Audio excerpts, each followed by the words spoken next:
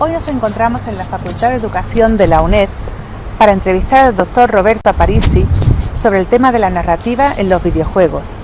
La escuela utiliza, lo sabes muy bien, y lo sabéis muy bien vosotras y vosotros que estáis del otro lado, que la escuela usa parámetros lineales. De alguna manera articula, nos forma, nos cuadricula para entender las cosas de esa manera y no de otra. Estamos atrapados en un laberinto, estamos atrapados en la linealidad.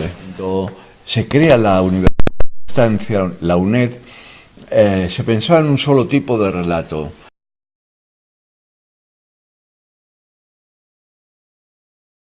Vamos a ver en esta especie de galería este pasillo del tiempo.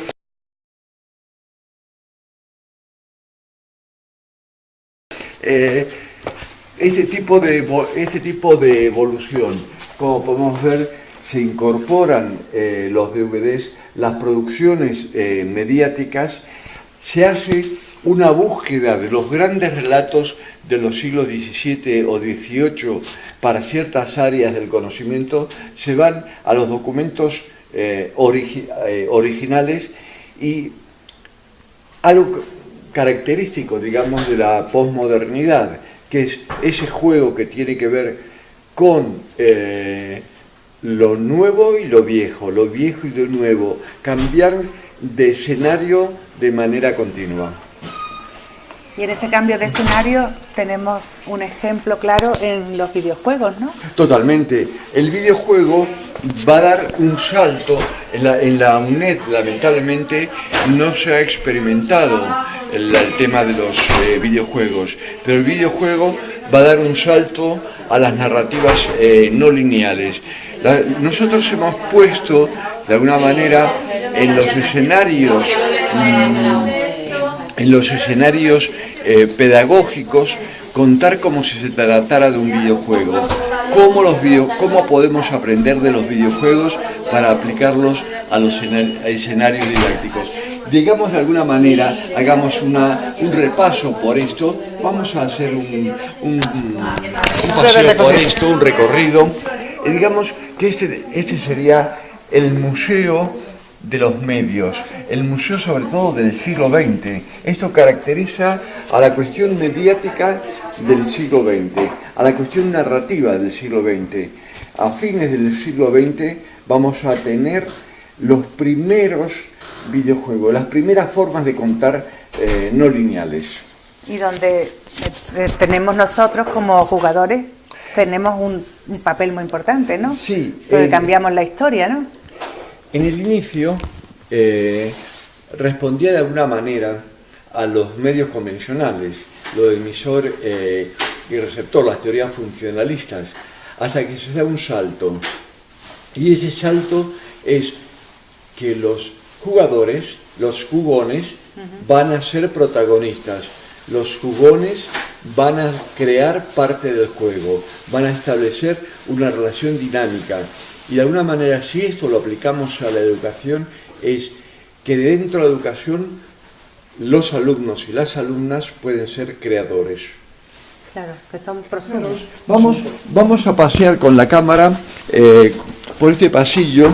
Este pasillo es como si fuera uno de los escenarios de un videojuego. Sí. Y ahora vamos a girar precipitadamente por aquí. Y vamos a correr un poco.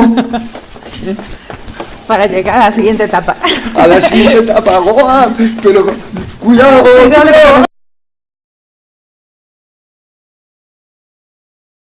Bueno, pues otra vez estamos dentro del videojuego de la UNED. Sí, la cuestión es, tú puedes crear un videojuego.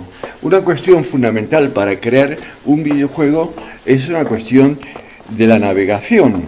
Cómo creas laberintos en estos pero vamos a otro lugar, y ese otro lugar tiene que ver con el siglo XV. Los relatos, vamos a las bibliotecas convencionales, claro, vamos a los libros. A meternos por el laberinto, por la narrativa de por la narrativa que tiene este propio edificio. Pero sí, de pronto quedo atrapado. Claro, no hay salida. No hay salida. Es como si nosotros, en un videojuego, cogemos el escenario equivocado, Claro. Cogemos el camino equivocado. El camino que quien ha diseñado el juego nos hace llegar a un sitio que no tiene salida. Pero Sí. también este diseño lo tienen la infraestructura, los edificios públicos. Totalmente. Los edificios, de alguna manera, aunque no pensaron en videojuegos, tienen una forma para navegar a través de él. Entonces, lo que te sugiero a ti que vas a producir, a realizar un videojuego, tu maestro o maestra mexicano, diseña el escenario, diseña los lugares, cómo vas a navegar, cómo vas a caminar por esos sitios. Una cuestión clave en un videojuego es la navegación, es cómo navegas de un sitio a otro. Aquí salimos a otro nivel del juego. Sí, pero a su vez, otra de las cuestiones fundamentales es la interactividad. Es decir, cómo navegas en el escenario y qué relación va a establecer ese usuario con ese escenario y qué peligros va a atravesar. Y ahora vamos a entrar al siglo XV, a la derecha. Claro, a la biblioteca analógica. Vamos a entrar al escenario al que Umberto Eco le dedica en su novela. Es decir, fijaros que las bibliotecas son espacios estáticos, son espacios que corresponden a una determinada época de la cultura. De alguna manera es cómo vivimos en el siglo XV y a su vez cómo vivimos en el siglo XXI.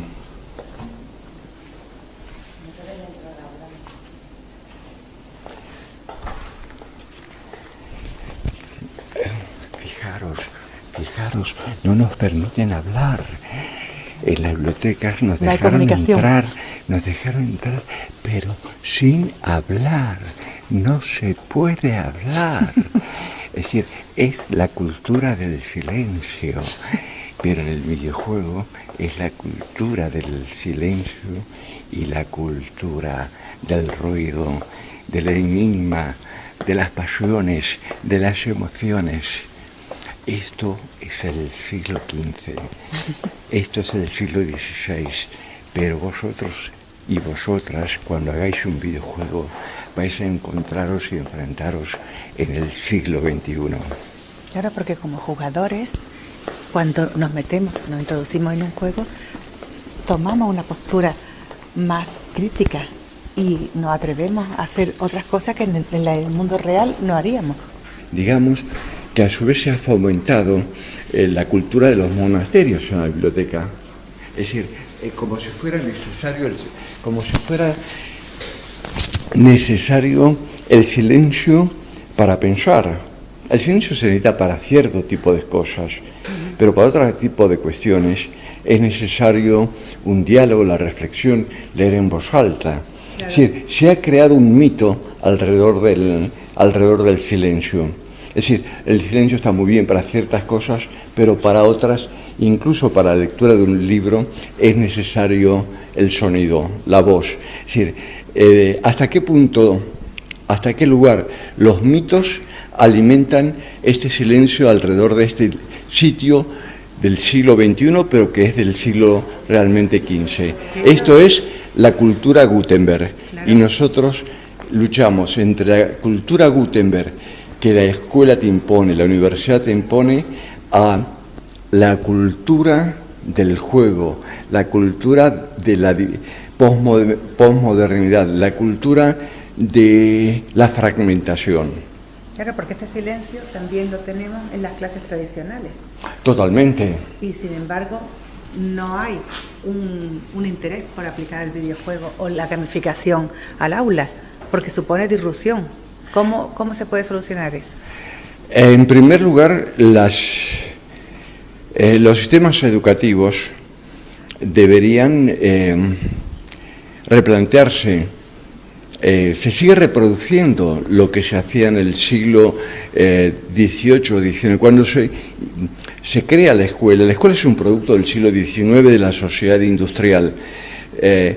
Tiene una determinada identidad, pero en el siglo XXI la escuela, como la universidad, no responde a los mismos cánones, y en esos momentos estamos en una lucha invisible entre lo viejo y lo nuevo, como los escenarios del siglo XXI no se corresponden realmente con el siglo XXI, y estamos metidos en un sitio y en un siglo que no nos corresponde. La primera cuestión es formar a los responsables de la educación, los ministros, los secretarios, los grandes popes que dirigen los destinos de un país, los destinos educativos, y hay que formarlos.